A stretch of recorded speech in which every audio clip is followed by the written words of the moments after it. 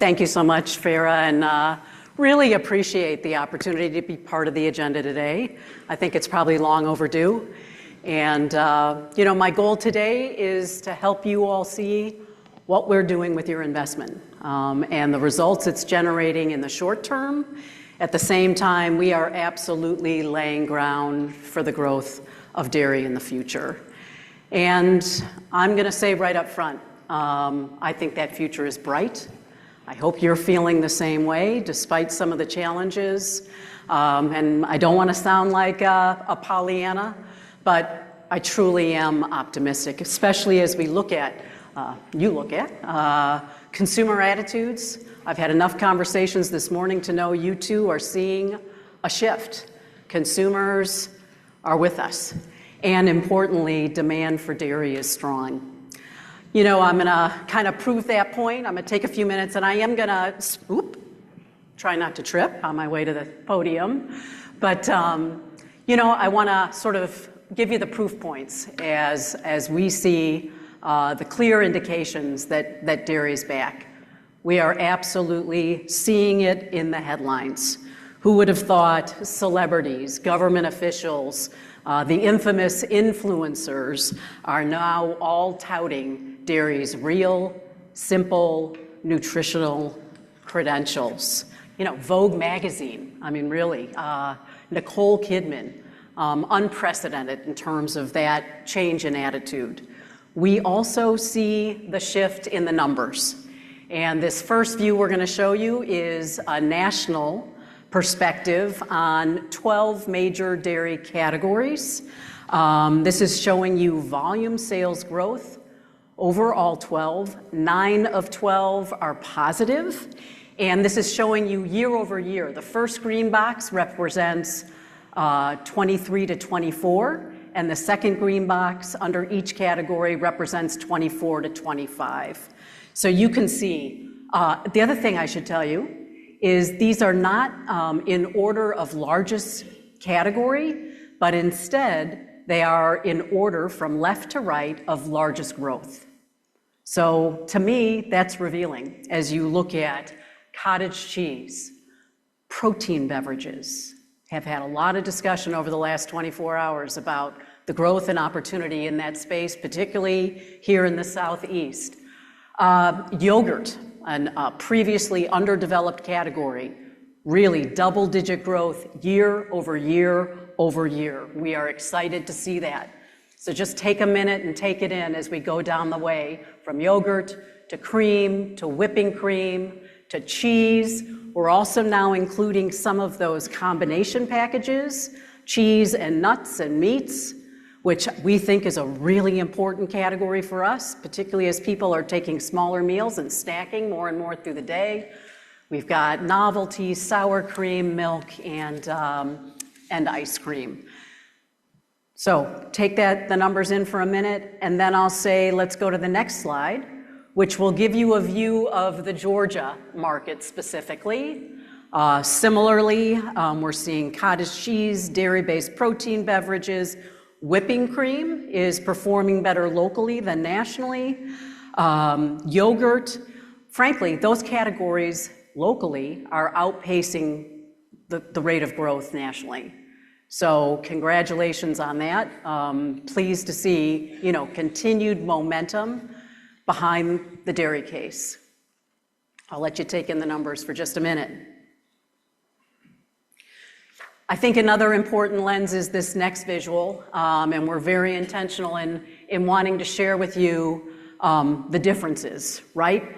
For the last decade, we have been dealing with celebrity and investor funding of plant-based alternatives.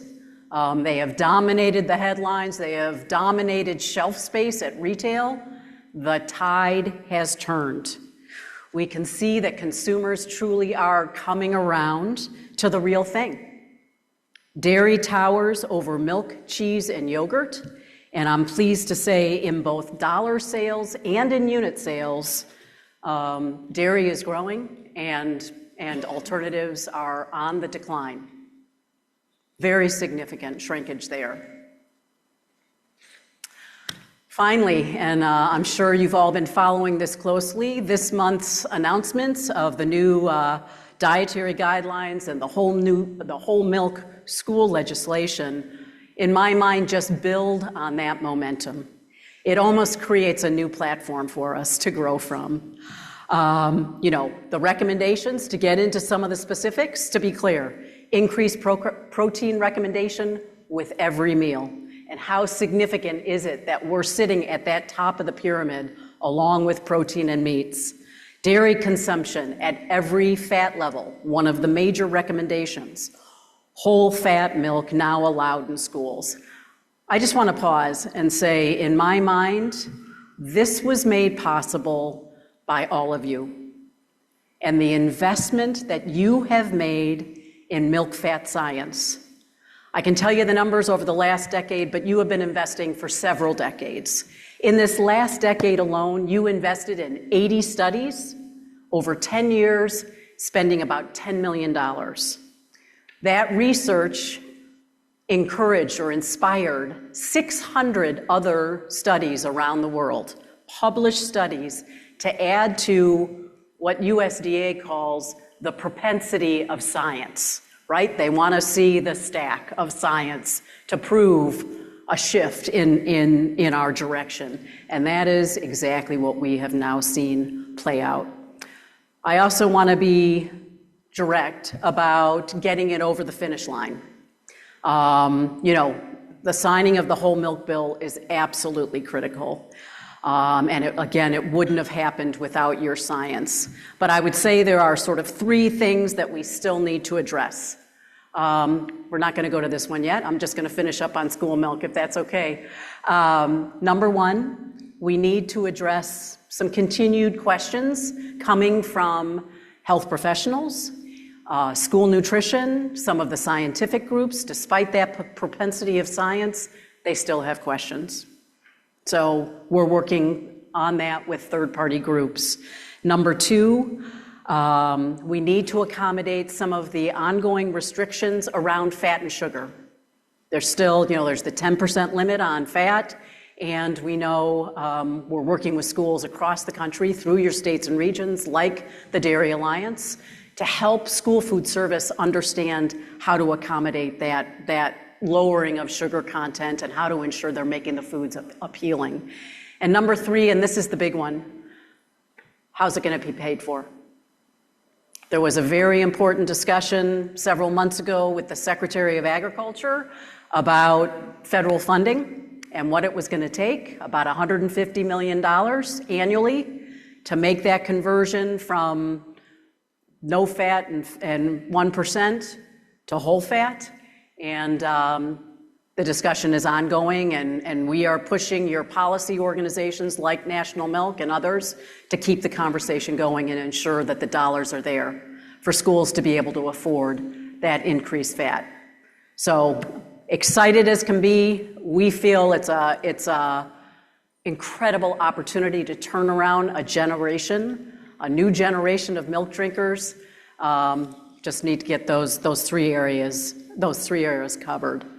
The other thing I'll say, and this will go to the next slide, is as optimistic as we can all be, we know that you work day in and day out to put food on our tables, to keep our food system moving. And you do it with enormous constraints that you're dealing with day in and day out. The labor constraints, the economic pressures that we know are particularly prevalent in today's environment, the geopolitical and trade dynamics. And whether your milk goes into the international market or not, we are all affected by what we see playing out there. From a DMI standpoint, a dairy checkoff standpoint, we have just completed our 2023 to 2025 unified plan, and that plan was designed to meet some of these challenges head on. And importantly, to look at how to continue to drive trust, demand, and to grow volume sales. I'm going to share just some highlights of work we've done this last year, just to give you a sense of how your dollars are being invested and what that's what that is furnishing in terms of results.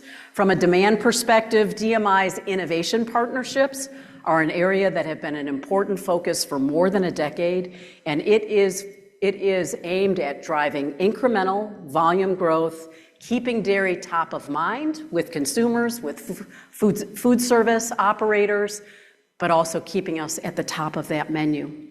So we are working globally now with food service as well as with consumer packaged goods companies to ensure that we're meeting people's evolving tastes. Even in a tough economy, you can see some of the numbers here. With inflation and conservative spending, we are still seeing strong gains with some of our primary partners. Domino's, with the launch of their mac and cheese now going national, 4 cheese mac and cheese, a stuffed crust pizza, Taco Bell's hot flaming grilled cheese burrito, delicious. And we're very excited about their recent testing of a taco shell that is in fact 100% cheese. That's been a decade in the making. So hopefully you'll be able to see that in local markets. And they are also increasingly invested in their beverage service. And that's milk and cream in coffee, in frosty beverages, and other new products. Raising Cane's, which is more of a startup operation, the chicken operation, we saw chicken and cheese as the big operation. They are aggressively growing their footprint, and I'm thrilled to say they are growing their utilization of fluid milk, as fluid milk is in the batter, butter is on the bread, and sour cream is in their sauce. So we are growing organically as they grow. McDonald's is the last one I'll comment on.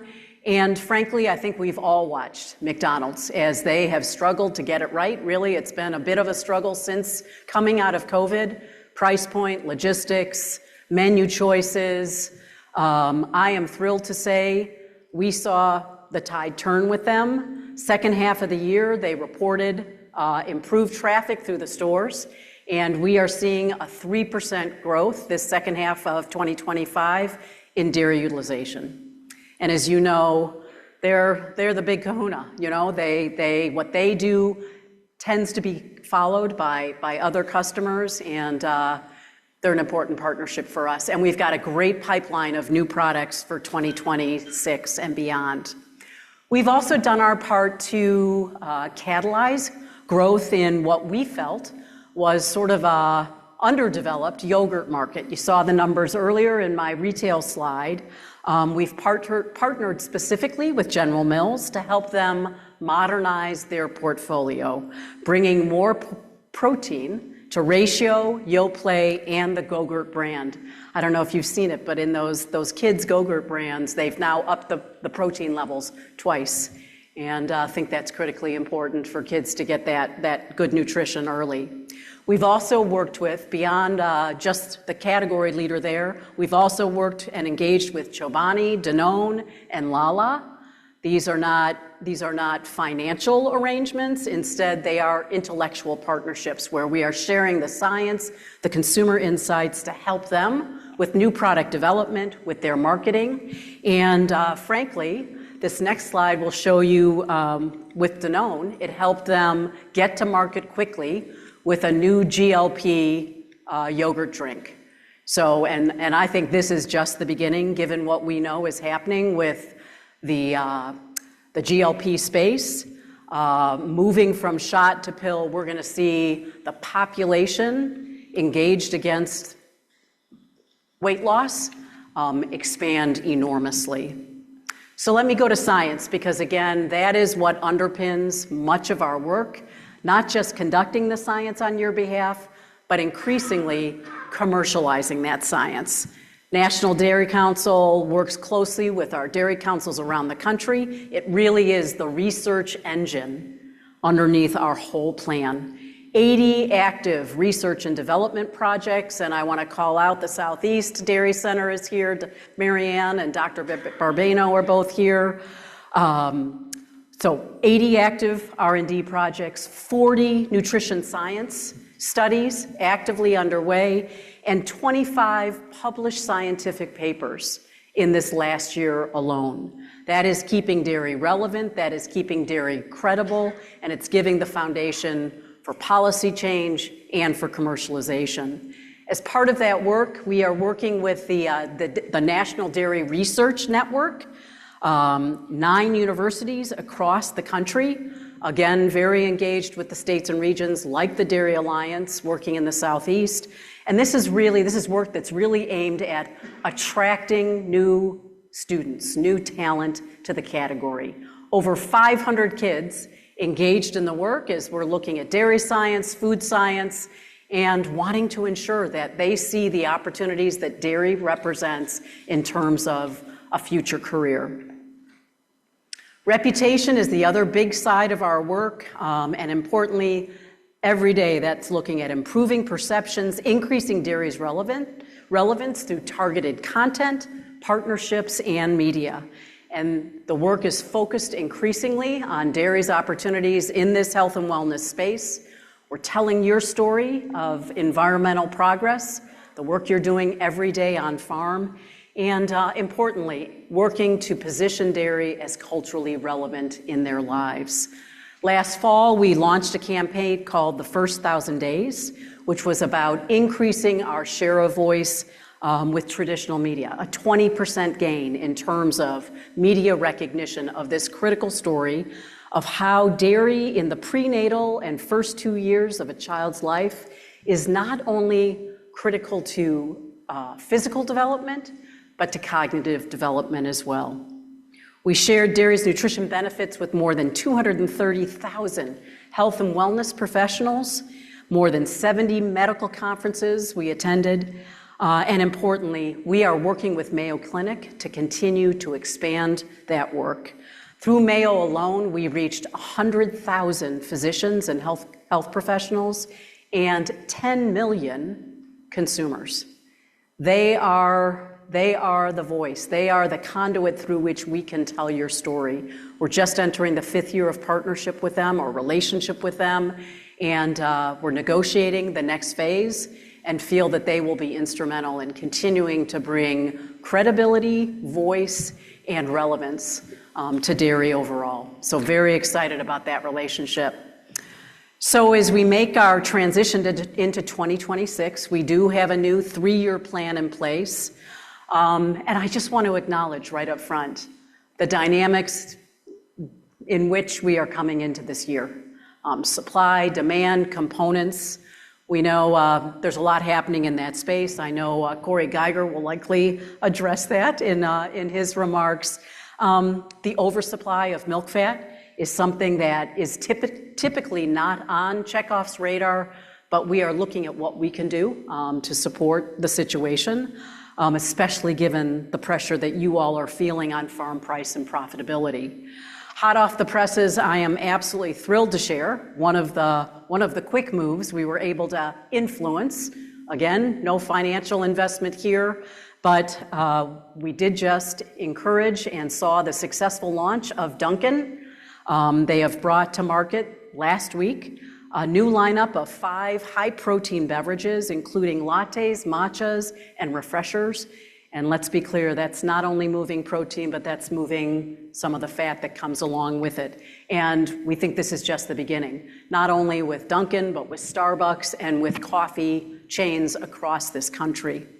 Longer term, the new 3-year plan is built to capitalize on your ongoing investment in research, in breakthrough research and development, and in what we are understanding increasingly about what consumers want.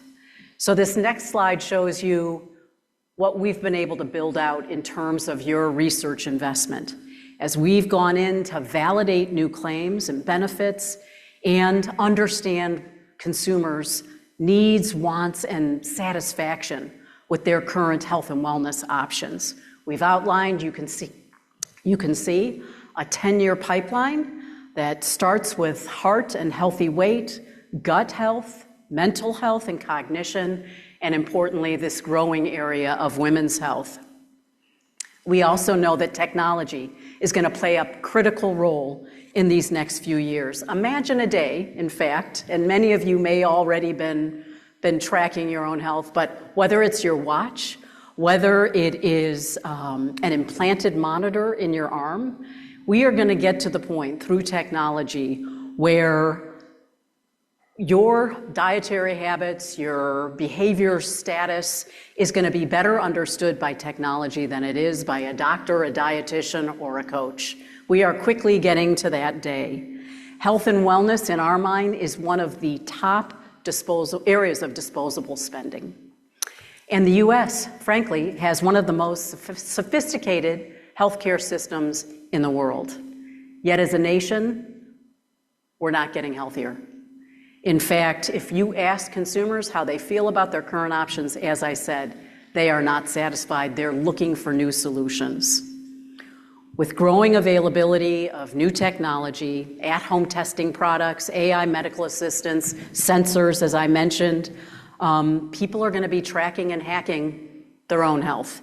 And the onus is on us to ensure that we are in the algorithm, that dairy is seen as part of a solution, as consumers are online and tracking their data to know what's next and to know how their dietary patterns need to change.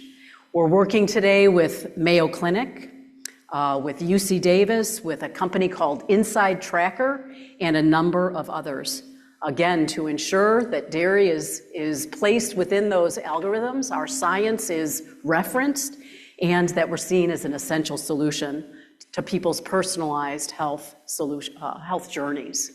You know, it's all part of this food is medicine movement, and hopefully you can see that taking hold in the marketplace, and dairy's role, how dairy can play. My colleague Paul Zaminsky is going to join us in a minute, and he's going to talk about some of the new technologies and new AI-inspired platforms that we are using to ensure that, that we can play a transformative role for the industry, for people's lives, as dairy can be increasingly a solution. So Paul, as I mentioned, has worked for you for about a decade. He runs your science, so nutrition, product, science programs. He's responsible for quantifying growth platforms and for driving innovation partnerships. He's going to share more information about the health and wellness opportunities, the size of the prize that represents for dairy, our partners, and some of the innovations that we're looking at in milk-based products, and across the category. So I'll look forward to catching up when Paul has finished his remarks. Afternoon, everybody. Hopefully you leave as excited as I am to be here with you all today. I want to talk about two things. One, driving growth now. You know, my job, I know how important it is to move that volume now, but I'm excited. I see a lot of young kids. I want you to be as excited about the future. You know, if you're thinking 5, 10 years out, what we're going to do to set you up for long-term success and long-term growth. So I'm going to focus on 3 things. Our job is, how do we unlock new growth for the industry? Whether it's food service, whether it's retail, whether it's exports, what are new spaces we can take dairy? How do we work, and I'll talk about this nutrition research space. As Barb talked about the 83 studies on whole fat, I'm going to talk about the discovery science. How do we discover new benefits of milk as milk and talk about milk in a powerful way, but how do we also take the magic of milk and the molecular makeup and add milk back to milk and derive whether it's immunity, calm, stress, sleep, etc.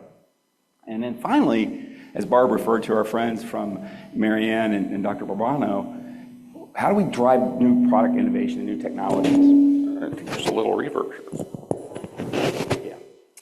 Yeah. So anyway, jumping ahead, it all starts with identifying where to fish. And you guys, whether you're hunting fish, you got to find the right places, right? And so what we've done is identified new high growth platform areas for dairy to win. First, health and wellness. They're spending $350 billion in spaces of food, beverage, and supplements that they're not satisfied with. So how do we attack that? You know, in the beverage space, your beverages, you've got things like, you go to the grocery store, there's $200 billion that's spent by consumers. About 1 out of every 2 of those is a health and wellness occasion now. Yet milk's about $18 billion. So think about how much room for us to take share. And that's why you see these nutritional beverages, these protein shakes on fire. Because consumers have all been out there, they spend $30 a gallon for water. There's nutritional beverages, they're spending $20. There's room for growth. And then finally, food service. We're going attacking food service. If you look at food service beverages, it's been controlled by Coke and Pepsi, right? Try to get milk in there, try to get a lot of things in there. They wouldn't let us in. So we went around them. I'll talk about how we've disrupted that space, and we're going hardcore at that quick serve restaurants, working with Farah and her extended team. But you look at the billions at our place. I'm going to start in health and wellness. You start to look at these areas of health and wellness and the consumer spending, $350 billion.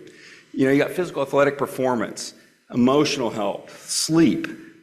The old urban myth, right? Milk helps you sleep. But most people are taking melatonin or whatever. Hey, how do we take advantage of the tryptophan in milk to help people sleep? Bone health. They're spending $46 billion a year on bone health, and that's over 90% pills. You start to look at these areas, it's supplement after supplement. People are tired of taking 10 to 12 supplements. But then, I'll be honest, we've given conventional milk to a lot of the retailers. They're not educating consumers at all on the packaging. Or even, we talk about cheese. People don't know cheese helps your muscles relax. So we as an industry need to market the functional benefits that we have inherently in the science you guys have invested in to the consumers better. So I'll talk about how we're working with the industry to do that. But you look across these spaces, we have deep science that's underway and emerging.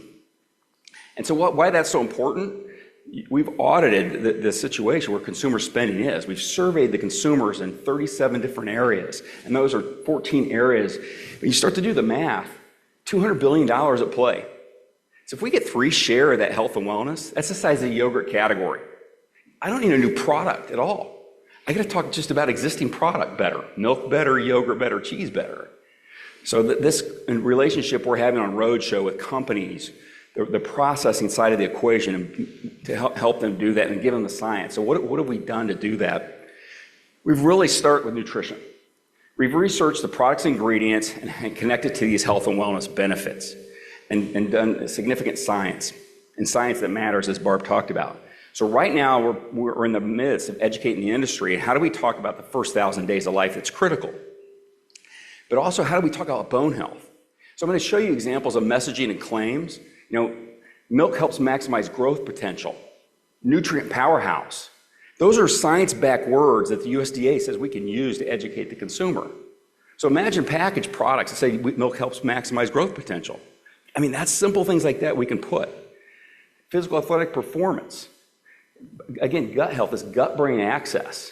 Because we help with that gut so much, it helps you sleep. You always talk about that sixth sense, that nervous feeling, right? That's your gut and brain talking.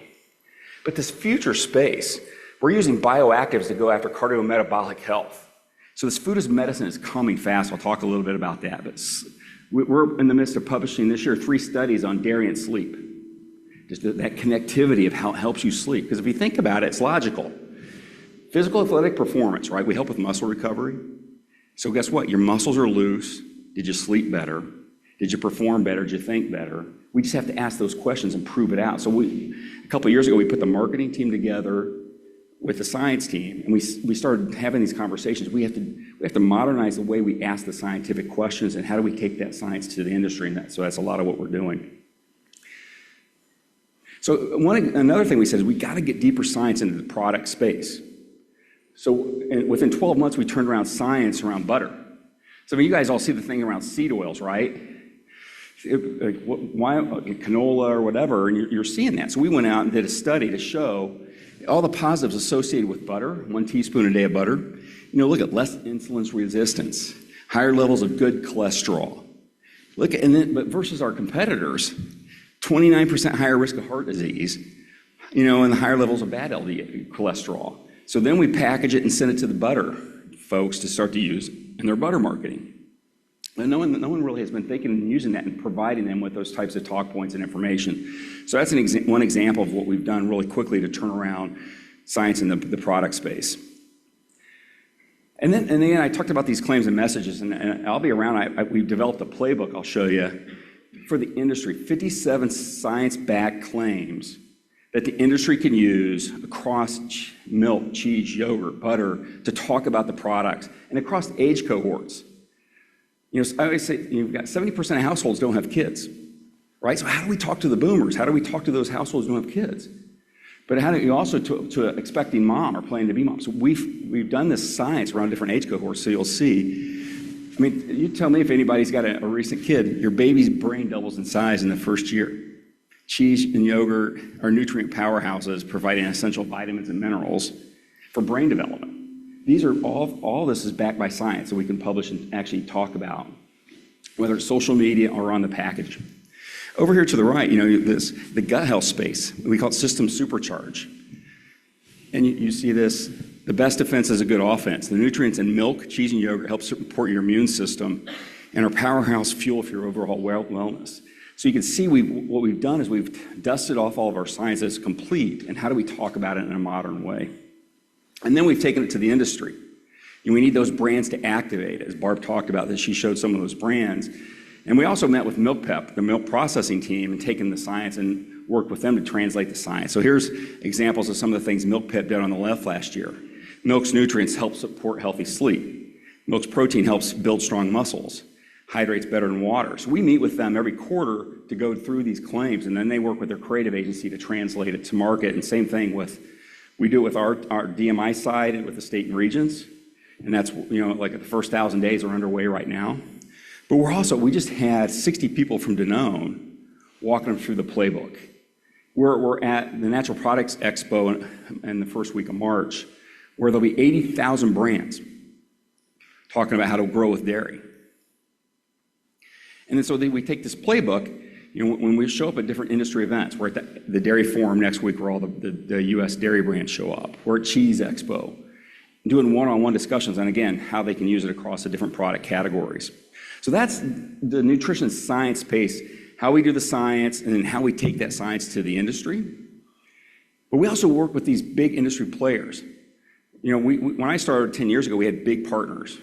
We've shifted from, we still have these partners, but we're much more deeper across category leaders. And so in the new plan, we said, where in the next 3 years are priority areas we can move a lot of volume for our farmers right now? So food service beverages, like I talked about, we are attacking. On a national basis, we've identified big players to go through. Like I have a person meeting with Dunkin' today. How are we going to launch all those different beverages with dairy? But we're also working with Ferris team, within Inspire brands or within Fat brands. How do we take it locally, right? Because the local QSRs. But there's billions of milk pounds at play. If you think about what we can do with dairy and Coke, you can throw a dirty soda in. And I'll show you that in the next slide. Food service, cheese, and ingredients. I was telling the folks this morning, you guys are in the area of chicken. We're up in the Midwest, the home of McDonald's, right? Chicken's growing 10% a year. How do we make sure that they've got chicken on the cheese? People who know me, I've been around here for a while, 89% of burgers have cheese on it. Less than 20% of chicken sandwiches have cheese. If we can get those chicken sandwiches to convert, that's going to move a ton of dairy. That's what we're trying to do, is work across the industry to do that. And in retail culture, about 5 years ago, yogurt category was flat. The yogurt makers were throwing a bunch of sugar in there like Noosa. They weren't talking any of the functional health benefits. And so we've got those guys now moving into the functional space. And how do the drinkable yogurt shots. So I'm going to show you some concepts that we've taken to the industry there in the cultured space. And then retail beverages, whether it's a nutritional shake, a product like Nuri, all the way to just milk as milk, how do we take advantage of that health and wellness space and also indulgent space? Because people still want to, I worked hard, I want to have some good flavored, decadent whole milk. So just a quick teaser here, on the food service area, we've identified players across the U.S., but imagine a dirty soda with milk, cream, specialty coffee. These are real concepts we just tested, so you can see how we're bringing whips and whipped protein into the category. Refreshers. So if you go to Starbucks about 3 to 4 years ago, they had refreshers that didn't have any dairy in it. Now we've worked with them and said you can do cold foam, you can do whipped cream, you can inject it with this. So our goal is that every product that's coming through food service, it's a huge opportunity. But we have to put it in their minds. The food service guys, they don't think dairy, they think what's in it for me. So if you're talking to a food service guy, guess what I showed them? I showed Taco Bell that if you put dairy in it, instead of selling a Coke or Pepsi for 99 cents or a Baja Blast for $1.99, you can sell a whip and freeze for $3.99. You can sell coffee for $5.99. That means they're making $2 to $3 more per transaction, higher traffic, and then we win. So that's what we're doing right now. So just a teaser of some of the things we're doing to drive dairy and move beverages now and food service. And we did the same thing for cheese, just to show you that. We're on the road show talking about ways to do cheese and innovate. And then retail. Think about your next time you're in a grocery store, think about what the retail aisle looks like. We're in the midst of building the retail dairy aisle of the future. And how do you innovate in there? So you see, whether it's creatine, collagen, colostrum, the C's, or those magic of different molecules of milk, lactoferrin. So, and adding it back to milk, and that's this area here. Over to the right, you see in the yogurt drinks, functionality, sleep, stress, women's health. But that's the aisle of the future. So we're talking to the retailers and saying, we're your biggest category. We're literally the biggest category. We've grown more than any other category at retail the last 5 years. Nothing's close to dairy. We've grown more than carbonated soft drinks, more than meat, more than candy, more than snacking. Yet our footprint's been flat. We're done. Guys, we want to help you guys grow, but you're going to need to give us more space because this is coming. The tsunami of dairy is coming. We've battled headwinds the last decade. We got tailwinds. Consumers are all behind us, right? So this is an example of what we're doing to take to the industry to work with us. And so then we've also put this together for the brands. And so this is just an inspiration template for a brand. You could be a startup, or you could be the biggest brand in the world, but here's how they can think about growing with dairy.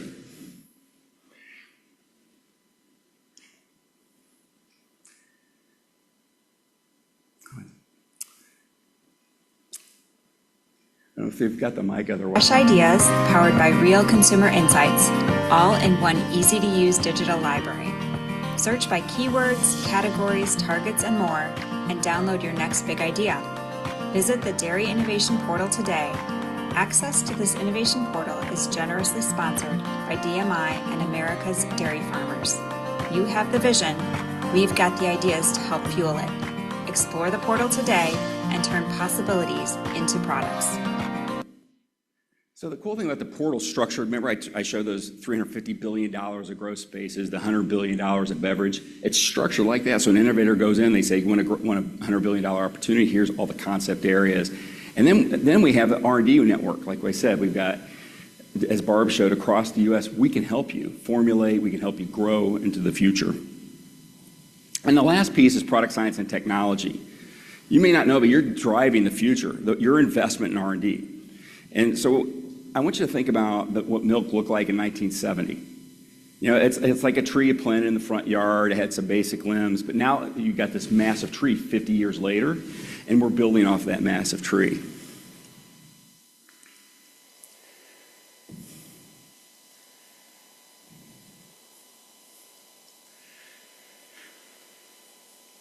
You see all these different things coming off the milk side. Milk protein isolates, milk protein concentrates, the types of cheese, the types of creams and butters now, right?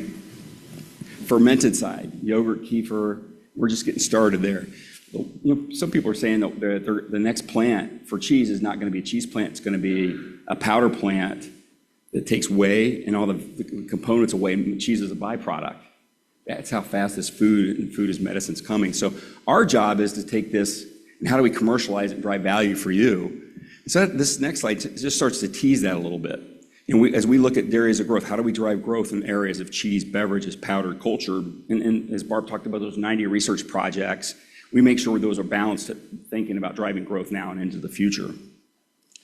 And if you think about the protein craze that's out there, that's your work. We spent 10 years researching and publishing how to process protein, like milk protein, whey protein isolates, whey protein concentrates, and the science behind it, and they're using this high quality, we've got the highest quality protein. That's your investment. No one else, it's you driving that science for a decade. But look at the categories you're driving now in the protein. So our job is, what's next? What are we going to add to protein, or what else is going to come on the commercialization lens? So Barb talked about AI, right, and using AI technologies to move fast. And a great example of that is if you work with, if Michael wanted to know about lactoferrin. 2 years ago, you'd say, I need to know all the science of lactoferrin. you'd have to outsource that and wait a year because you have to go through all the PubMed docs. You'd have to have 15 people read the science. With AI, I can give that now in 3 seconds. That's what we've done is invested. And that science links to all the health benefits and conditions. It can give you reports on that. And so I apologize for the reverb. But when you think about then using AI, like how do we attack new health spaces? Because AI lets you overlap all the health associations with every milk component, and there's 6,300 plus molecules in milk. But it also looks at the propensity of the science and where you can potentially grow and what other competitive products you can attack against there. And it unlocks new things. Like, everybody know what sphingomyelin is? So we've used this milk molecule database. We're commercializing things like lactoferrin. So we're like, what else is the size of lactoferrin that we can extract and commercialize? Sphingomyelin's got emerging science around cognition, which is great for infants. So you can put it in yogurt, or you could, we all want to live longer and have our brains last a little longer. So you could put it in different adult beverages, right? So that's what we mean by moving fast to look at using AI.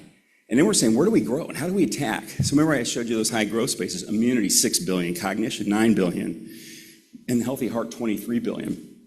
So we're encapsulating lactoferrin, because if you put lactoferrin in liquid, it loses bioactivity and bioavailability. So guess what? Now we're going to be able to put it in yogurt, nutrition beverages. So you're putting milk back into milk. So for you guys, we should have 2 pulls through if you think about shipping milk into the processing side. But on the brain side, this cognition space, a massive growth in here and learning different functionalities, whether it's milk fat globule membrane, or you'll see WPPC as a butter byproduct, helping attack that. And then Barb talked Mayo Clinic. Mayo Clinic, you talk to the doctors, the current health cardiovascular is designed with it's the pharma side, controls the heart space. Imagine now with the emerging algorithms they have in science. You come in at age, as a high schooler, they say, hey, you're predisposed to these issues. You're going to be using food as medicine. You're not going to give them drugs. And so this is this cool technology. So we're actually using bioactive peptides, be able to put it in powders and give it to patients at Mayo Clinic. That's how fast this conversation is bringing food as medicine, just a teaser. And so this is what's real. And we are just wrapped up a contract to take a patent, and it's farmer-owned patent that we worked with Cornell on, to commercialize lactoferrin, and we expect to have products on market by 2027. So we built this as an inspiration to the industry of how you could use that encapsulated lactoferrin, go after yogurt, shots, nutritional beverages, or milk. And you read about it, it's very well immunity milk, enhanced with lactoferrin and natural milk protein. So we even researched with consumers, how do you talk about it? But then, we also are extracting tryptophan. Tryptophan has an off taste. So we're actually encapsulating these with whey protein and other dairy ingredients. So it's a dairy-based encapsulation. Now think about calming in space. Think about the sleep space.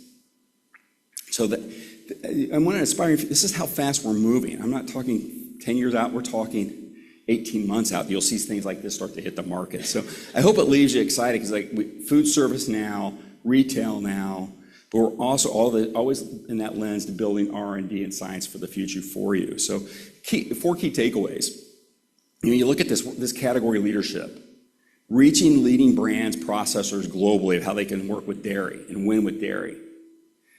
And then our friends, so we leveraging the scale of your investment with working with our state and regions and fairs team, the technology, these value-added products, putting things back in the milk, improving functional benefits of milk, unleashing new health benefits on the science side, and then innovation.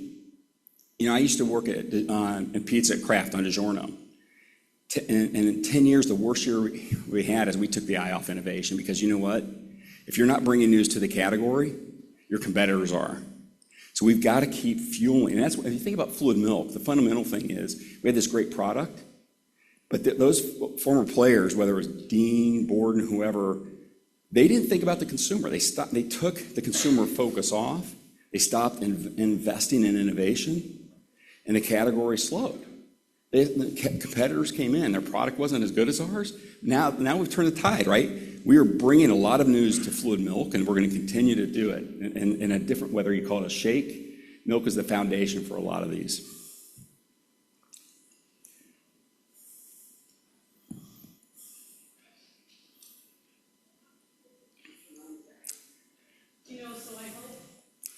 A lot there.